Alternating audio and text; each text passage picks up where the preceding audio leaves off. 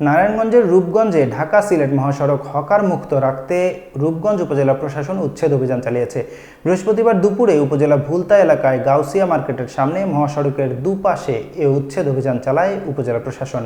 এ সময় উপস্থিত ছিলেন রূপগঞ্জ উপজেলার সহকারী কমিশনার ভূমি তারিকুল আলম, পূর্বাচল অঞ্চলের সহকারী কমিশনার ভূমি ওবায়দুর রহমান সাহেল, নারায়ণগঞ্জ জেলা সহকারী পুলিশ সুপার মেহেদি ইসলাম, রূপগঞ্জ থানার ওসি তদন্ত সালাউদ্দিন সহ বিপুল সংখ্যক আইন শৃঙ্খলা বাহিনীর কর্মকর্তা।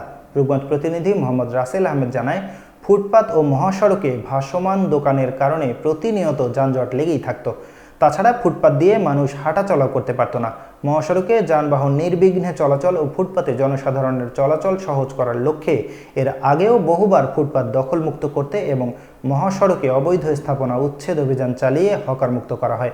কিন্তু বারবার এসব অভিযান চললেও একটি চাঁদাবাজ চক্র অধিক পরিমাণ টাকার বিনিময়ে পুনরায় দোকান বসাতে সহায়তা করে থাকেন। রাতের আঁধারে চাঁদাবাজ চক্র দোকান বসিয়ে ভুলতা গোলাকান্দাইল এলাকার ফুটপাতের ভাসমান দোকান থেকে দৈনিক লাখ টাকা আদায় করত। প্রত্যক্ষদর্শীরা বলছেন, অবৈধ এসব স্থাপনা উচ্ছেদ করায় মহাসড়ক যানজটমুক্ত হয়েছে, সেই সাথে ভুলতা গাউসিয়া এলাকার পরিবেশ সুন্দর হয়েছে।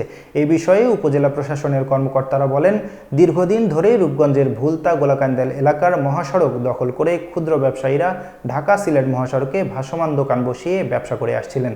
বারবার নিষেধাজ্ঞা দেয়া হলেও কোনো কার্পণ্য করছিলেন না ব্যবসায়ীরা, যার জন্য এই অভিযান পরিচালনা করে মহাসড়ক এবং ফুটপাত দখল মুক্ত করা হয়। সড়কে পুনরায় কোনো দোকান বসানো হলে গ্রেপ্তার সহ আইনি ব্যবস্থা গ্রহণ করা হবে বলেও জানান তারা। জেলা সহকারী পুলিশ সুপার মেহেদি ইসলাম বলেন, মহাসড়ক যানজট মুক্ত রাখতে এই অভিযান অব্যাহত থাকবে।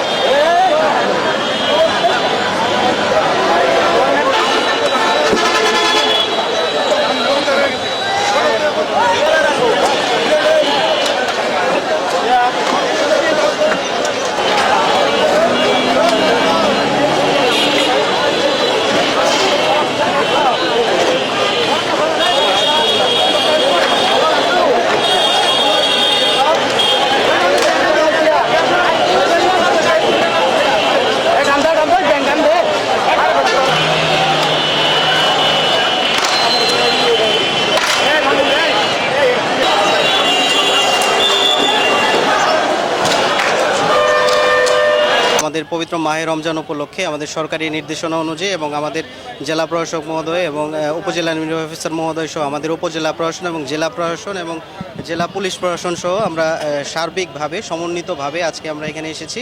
আমরা আসলে সাধারণত ওই রাস্তাটা ভুলতা গাউসিয়ার এই রোডটা এবং খুবই জনবহুল রাস্তা এবং এটা অত্যন্ত গুরুত্বপূর্ণ একটা সড়ক, হাইওয়ে সড়ক। তো এই রাস্তা দখল করে যারা অবৈধ দোকানপাট বসিয়েছিল এবং রাস্তা দখল করার ফলে জনসাধারণের চলাচলের প্রচণ্ড সমস্যা হচ্ছিল। আমরা আসলে এই সমস্যাটা সমাধানের জন্য আজকে আমরা যৌথভাবে আমরা এখানে এসেছি এবং আজকের এই অভিযান পরিচালনা করেছি। আমরা আশা করছি যে আমরা এখানে যারা ব্যবসা করছেন রাস্তা দখল করে জনসাধারণের ভোগান্তি করছেন, আমরা তাদেরকেও সতর্ক করেছি, আমরা মাইকিং করেছি। আমরা আশা করব যে তারা এখানে আর বসবে না এবং আমাদের এই অভিযান অব্যাহত থাকবে। আজকে আমরা যত দোকানপাট ছিল রাস্তার দুই পাশে সকল ধরনের দোকানপাট আমরা উঠিয়ে দিয়েছি এবং তাদের এখানে না বসার জন্য নির্দেশনা দেওয়া হয়েছে এবং তারা এই যে নির্দেশনা আসলে সবারটাই দেখতে হবে। উপজেলা প্রশাসনের সাথে আলোচনা করে তাদের পুনর্বাসনের জন্য অতি দ্রুত আমরা একটা ব্যবস্থা করার জন্য ইউনো মহোদয় সহ আমাদের জেলা প্রশাসক স্যার সহ আমাদের পুলিশ সুপার মহোদয় সহ বসে দ্রুত একটা ব্যবস্থা করার জন্য আমরা ঊর্ধ্বতন কর্তৃপক্ষকে জানাবো। আশা করি খুব দ্রুত তাদের জন্য আমরা একটা ব্যবস্থা করতে পারবো।